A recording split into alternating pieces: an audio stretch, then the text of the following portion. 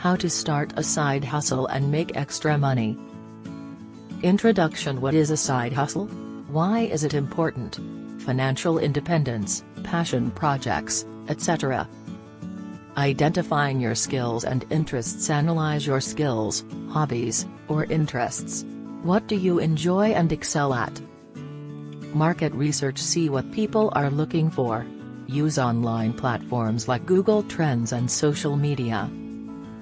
Ideas for side hustles. Freelancing, writing, graphic design, etc. Online tutoring, e-commerce, drop shipping, handmade products, content creation, YouTube, blogging, affiliate marketing.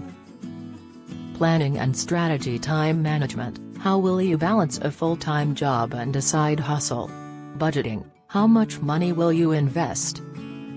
Starting small. Start small at first, and scale up gradually. You can test the market. Promotion and marketing. Use social media, networking and word of mouth. Consistency and improvement. Work regularly on your side hustle. Get feedback and improve your product or service. Conclusion. Encourage people to start their side hustles. Share your experiences or tips if you've started one yourself.